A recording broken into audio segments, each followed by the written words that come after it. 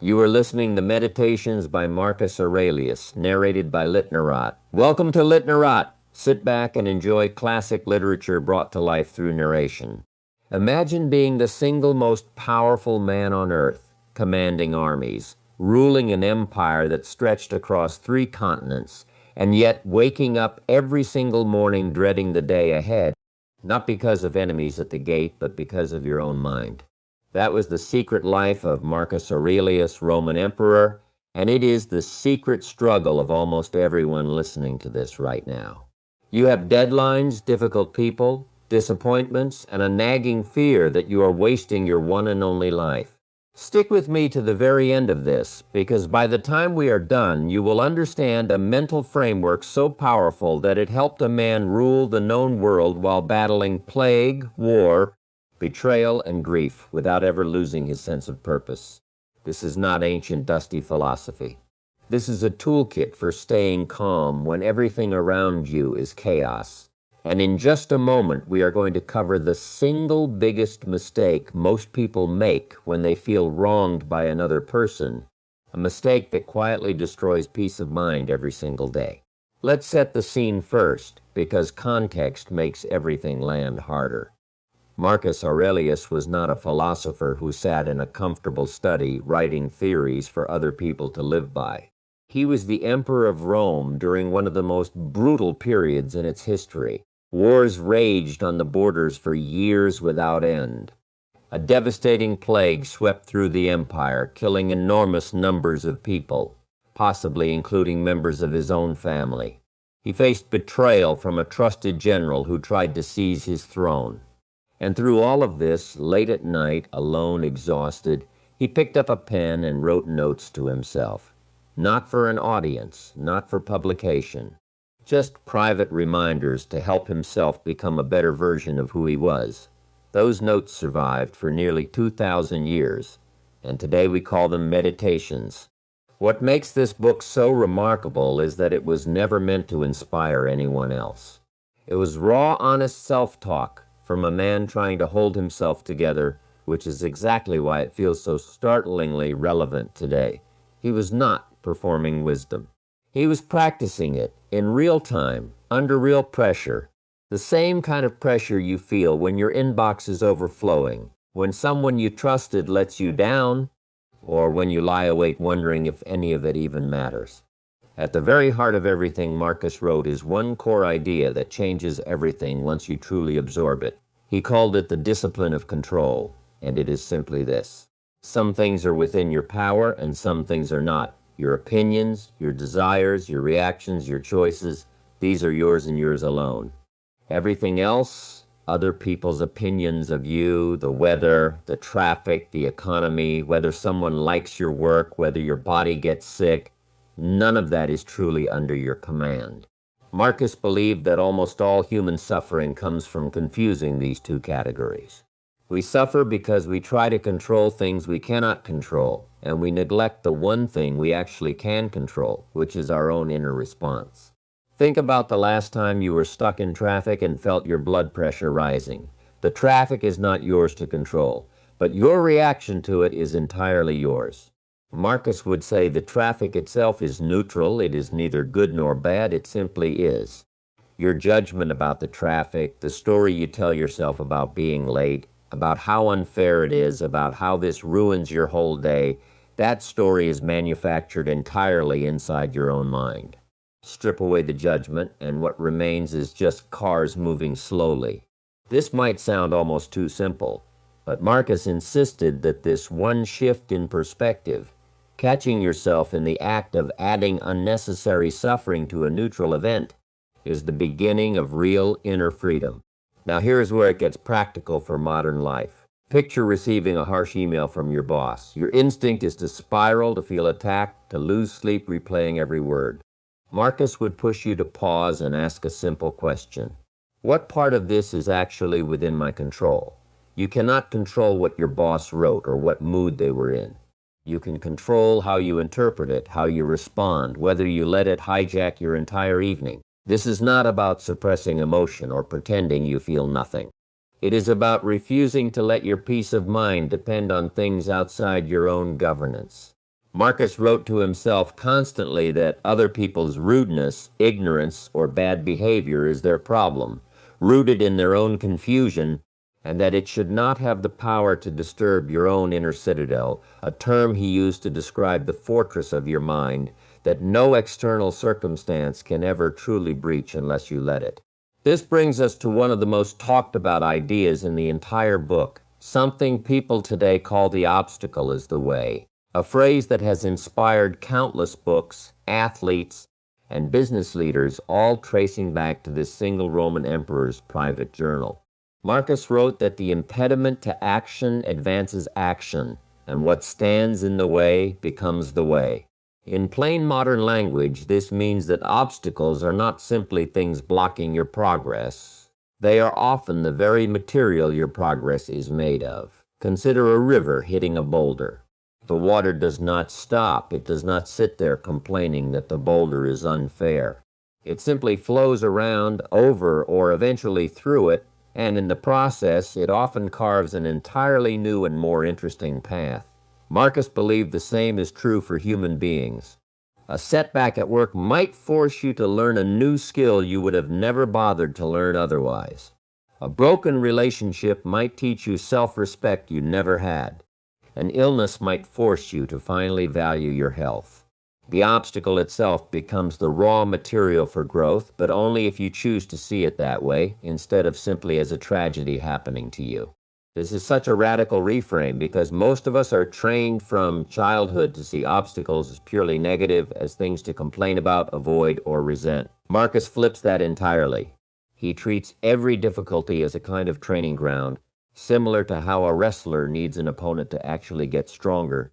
You need friction and resistance in your own life to actually develop character. Without difficult coworkers, you would never practice patience.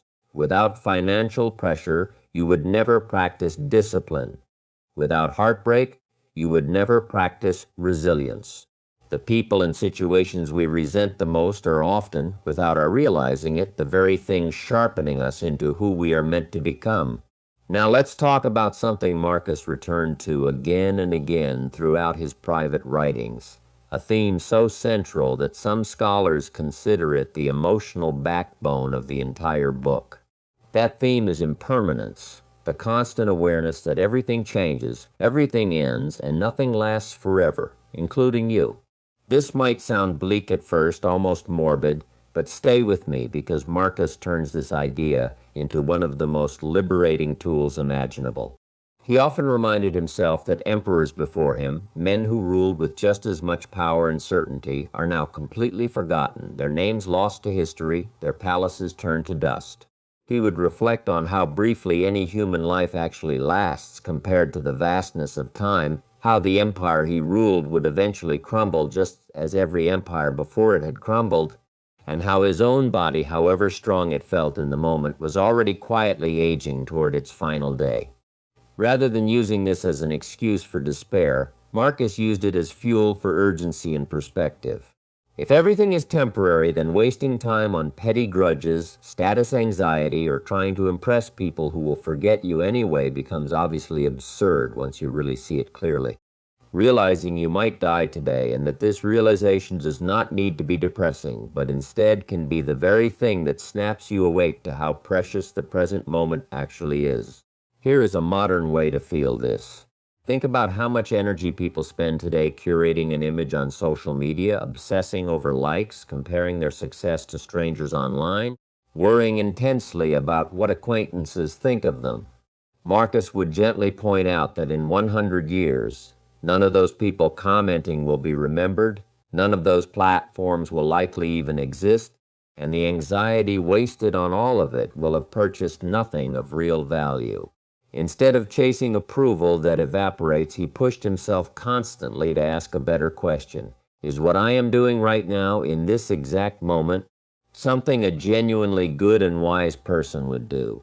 Not, will this impress someone? Not, will this make me look successful? But simply, is this action itself honorable, useful, and true to my values? That single shift from performing for an audience to genuinely trying to act with integrity is one of the most quietly radical ideas in the entire book. Marcus also had a fascinating mental exercise for dealing with anger toward difficult people, something he practiced almost daily given how many frustrating, dishonest, or incompetent people surrounded him in the political world of Rome. He would remind himself each morning, before even getting out of bed, that he would likely encounter meddling, ungrateful, arrogant, and dishonest people that very day. Instead of being shocked or outraged when it inevitably happened, he had already mentally prepared for it, almost like an athlete visualizing the difficulty of a race before it begins. This preparation meant that when someone was indeed rude or unreasonable, he was not caught off guard. He expected it, and expecting it drained much of its emotional power over him. But here is the deeper, more compassionate layer underneath this practice. Marcus did not simply brace himself defensively against difficult people. He actively tried to understand them. He reminded himself constantly that no one does wrong on purpose, believing instead that people act badly because they are confused about what is actually good for them, mistaking selfishness, cruelty, or dishonesty for some twisted version of their own benefit.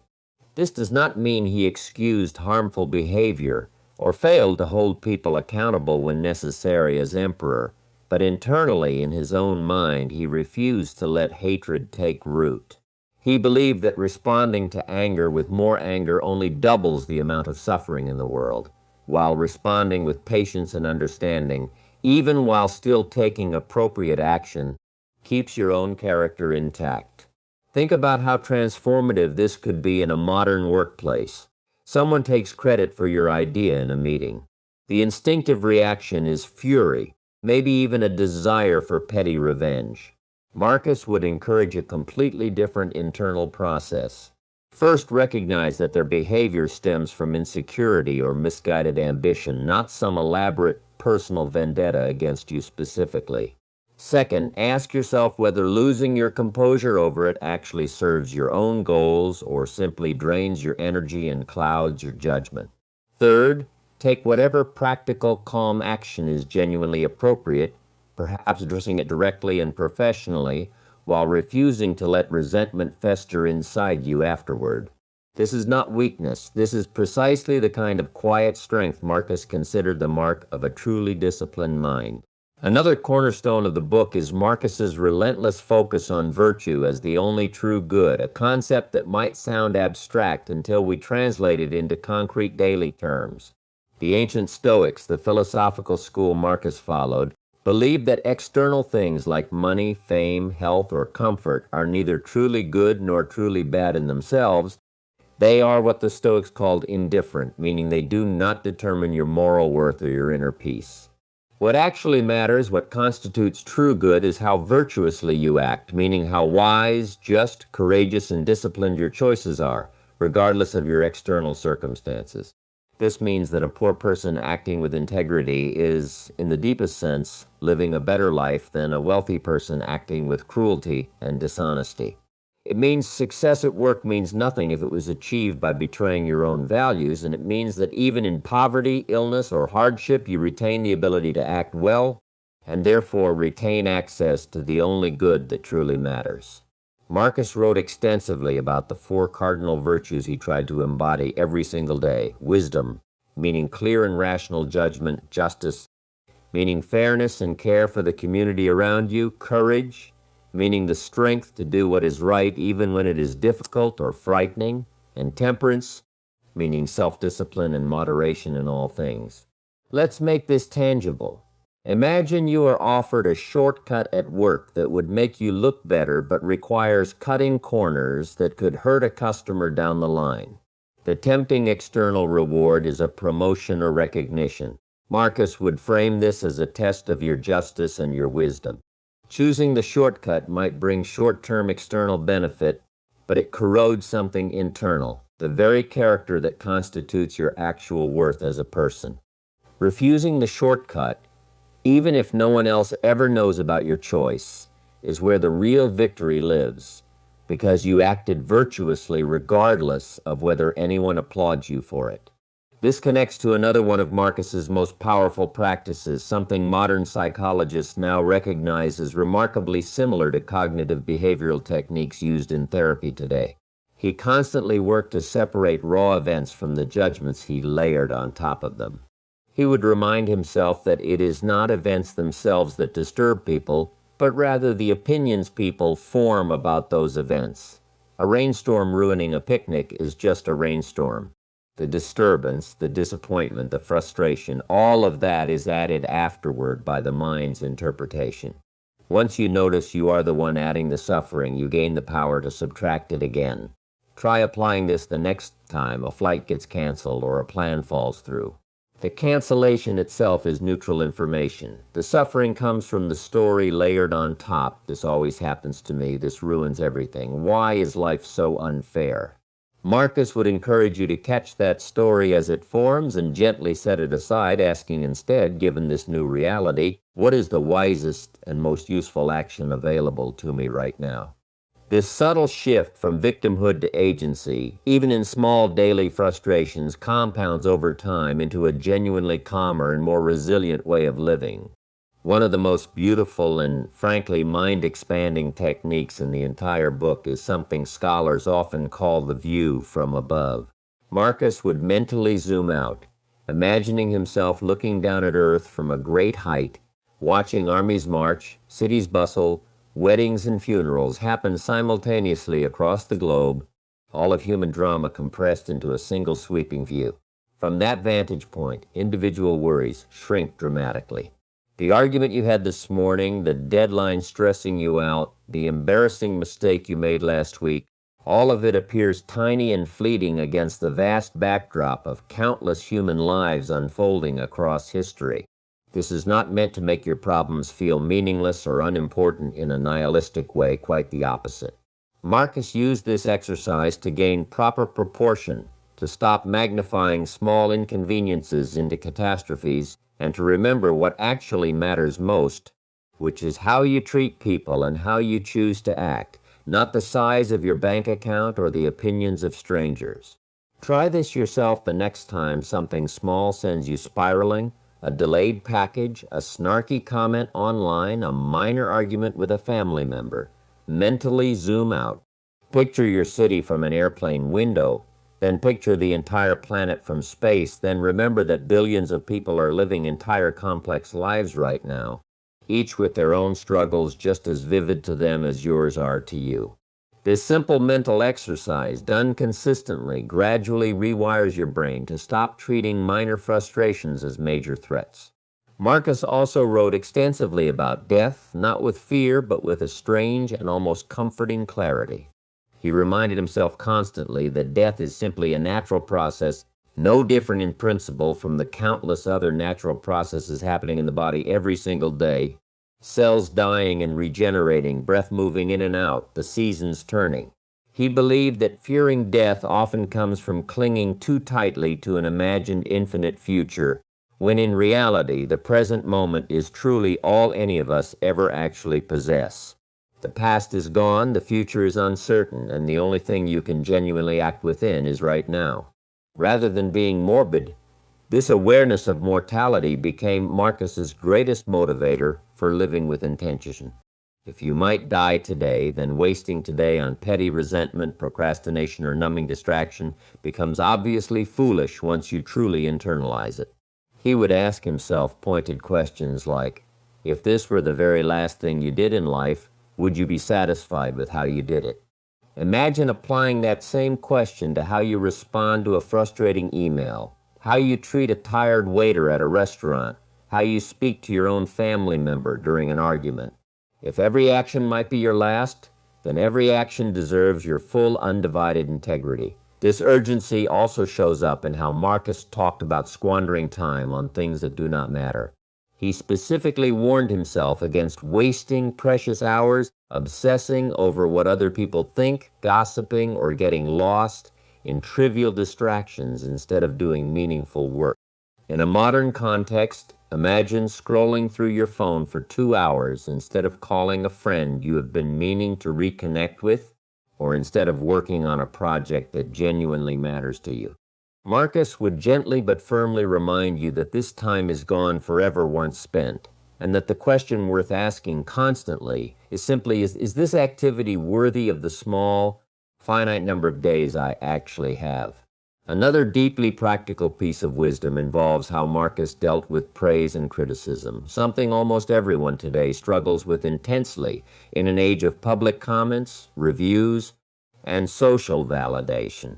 He reminded himself repeatedly that seeking approval from others makes your peace of mind hostage to opinions you cannot control, opinions that are often based on incomplete information, jealousy, or simple misunderstanding.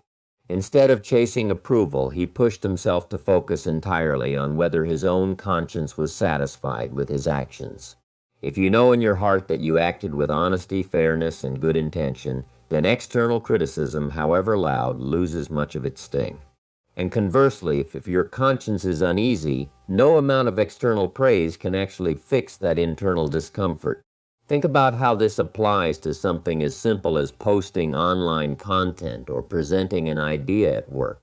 If you spend all your energy worrying about whether people will like it, criticize it, or misunderstand it, you become paralyzed and your peace of mind becomes entirely dependent on strangers. Marcus would encourage a different focus entirely. Pour your genuine effort and honesty into the work itself. Release your grip on how it is received, and trust that acting with integrity is sufficient regardless of the applause or silence that follows. Marcus also had a striking perspective on community and interconnectedness that feels remarkably relevant in our modern, often isolated and individualistic culture. He frequently reminded himself that human beings are fundamentally social creatures, made for cooperation rather than isolated self-interest, comparing people who work against each other to teeth in the same mouth working against one another, an image meant to highlight how absurd and self-destructive it is when people forget they are part of one interconnected whole.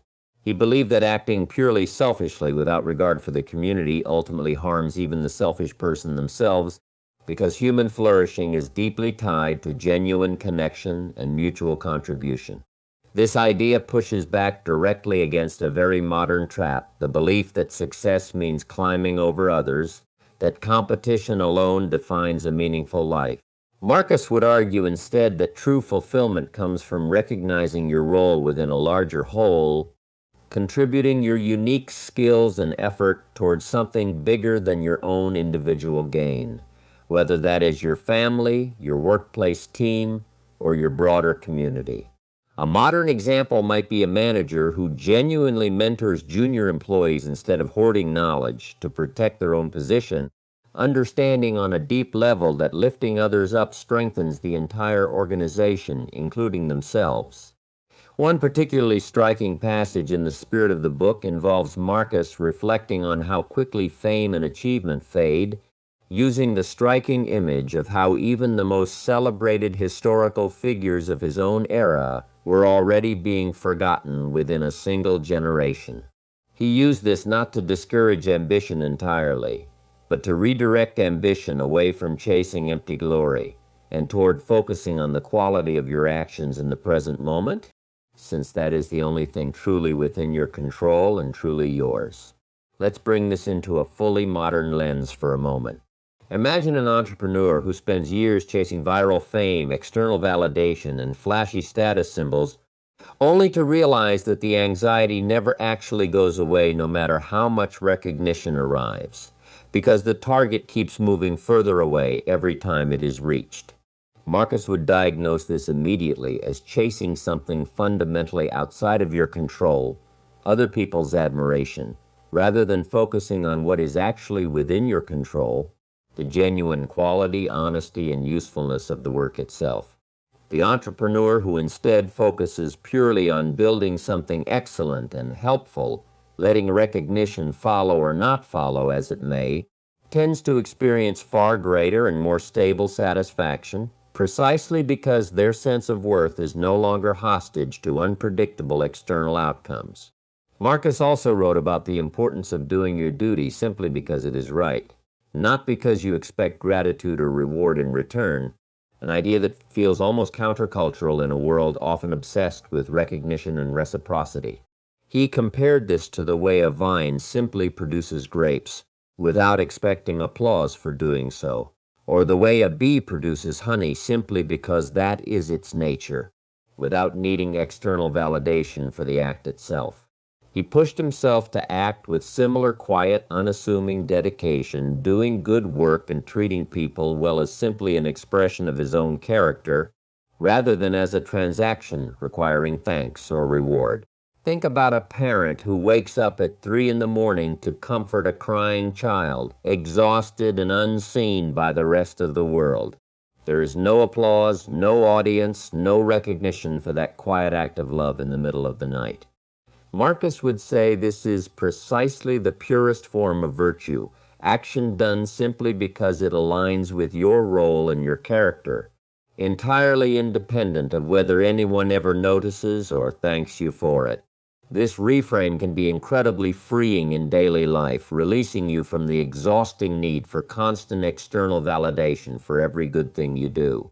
Now let's talk about anger and forgiveness, since Marcus dealt with an enormous amount of betrayal during his reign, including a close and trusted friend who attempted to seize power from him while he was away leading military campaigns. Rather than responding with pure vengeance when the rebellion ultimately collapsed, historical accounts suggest Marcus showed remarkable restraint and even expressed sorrow that the situation had not been resolved through dialogue instead of conflict, reportedly saying he wished he could have simply spoken with the man rather than have things end the way they did. This reflects one of his deepest convictions, that even when someone wrongs you severely, allowing hatred to consume your own heart ultimately harms you more than it harms them, and that maintaining your own inner composure and rational judgment matters more than indulging the satisfying but ultimately corrosive pull of revenge. This does not mean tolerating abuse or refusing to hold people accountable. Marcus absolutely took necessary action as emperor when required. But internally, in the private theater of his own mind, he refused to let resentment take up permanent residence. Consider applying this the next time a friend betrays your trust or a colleague undermines you unfairly. You can absolutely set boundaries, address the situation directly, and even choose to distance yourself from someone if necessary, all while simultaneously refusing to let bitterness poison your own daily peace of mind long after the actual event has passed.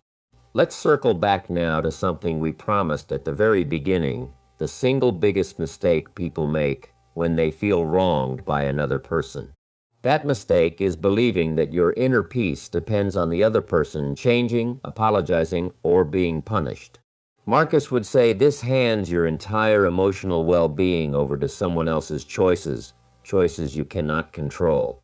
The genuine fix is not waiting for external justice or apology, but recognizing that your peace can be restored the moment you stop feeding the internal story of grievance, regardless of whether the other person ever acknowledges what they did. This is an incredibly difficult practice, but Marcus insisted it is the only truly reliable path because it does not depend on anyone else's cooperation. As we near the end of our journey through this remarkable mind, let's talk about how Marcus approached the small, mundane moments of daily existence, since most of life, for emperor and ordinary citizen alike, is made up of ordinary, unremarkable hours rather than dramatic turning points. He reminded himself to approach even the most tedious tasks, administrative paperwork, repetitive meetings, minor annoyances, with the same care and presence he would bring to something more obviously significant. He believed that how you handle small moments reveals and shapes your true character just as much as how you handle major crises, perhaps even more so, since small moments make up the overwhelming majority of any actual lived life. Consider how this applies to something as simple as washing dishes, answering routine emails, or waiting in a long line at the grocery store. Most people treat these moments as wasted time to be endured, scrolling through their phone in irritation, mentally checked out entirely. Marcus would encourage a different approach, bringing full attention and even a kind of quiet appreciation to these ordinary moments, recognizing that a life well lived is built almost entirely from thousands of small, unremarkable choices about how to show up, rather than from a handful of dramatic highlight reel moments. He also had a beautifully humble perspective on his own flaws and mistakes, something remarkably rare for a man with absolute power over an entire empire. Rather than pretending to be perfect or above criticism, Marcus regularly examined his own shortcomings with honest, almost brutal self-scrutiny, noting moments where he lost his temper, acted out of vanity, or failed to live up to his own standards. But crucially, he did this without falling into self-hatred or despair. He treated his own mistakes the same way a patient teacher treats a struggling student, with honest correction rather than cruel condemnation, understanding that growth requires acknowledging failure without being destroyed by it. This balance is incredibly important for modern listeners, especially in a culture that often swings between two unhealthy extremes, either refusing to admit any fault at all or spiraling into harsh self-punishment the moment a mistake is made. Marcus modeled a middle path, honestly noting where you fell short, extending yourself the same reasonable patience you would extend to a friend in the same situation, and then simply recommitting to doing better the next time, without dragging the weight of the failure forward into every future moment. As we bring this exploration to a close, it is worth reflecting on why this particular set of private journal entries, never intended for publication, written by an exhausted man managing wars, plague, and political betrayal nearly 2,000 years ago, still resonates so powerfully today. Perhaps it is because the fundamental human struggles Marcus wrestled with, anger, fear of death, the desire for approval, frustration with difficult people, the temptation to chase empty status instead of genuine virtue, have not actually changed much at all, despite every technological and cultural transformation since his time. We have new gadgets, new platforms, new distractions, but underneath it all, the same ancient battle for a calm, disciplined, and meaningful inner life continues in every single one of us. What Marcus ultimately offers is not a promise that life will become easy or free of hardship. He certainly never experienced that himself, but rather a set of practical mental tools for facing hardship with dignity, clarity, and quiet strength. The discipline of separating what is truly within your control from what is not. The practice of seeing obstacles as raw material for growth rather than simply as misfortune. The habit of zooming out to gain proper perspective on small daily frustrations. The commitment to acting virtuously simply because it is right, regardless of praise or blame. The clear-eyed acceptance of mortality as a motivator for living with intention rather than as a source of paralyzing fear. And the constant, gentle self-examination that allows for honest growth without harsh self-punishment. If you take just one thing away from everything we have covered, let it be this. You cannot control most of what happens to you, but you always retain control over how you choose to respond. And that single narrow space of choice, protected and cultivated daily, is enough to build an entire life of genuine strength and quiet peace, no matter what chaos surrounds you on the outside. That was true for an emperor commanding legions across a crumbling frontier nearly 2,000 years ago, and it remains just as true for you right now, in whatever ordinary or difficult moment you find yourself in today. Thank you for listening to Litnarrate. If you enjoyed this classic tale, please like, share, and subscribe to our channel for more timeless literature brought to life through narration. See you in the next story.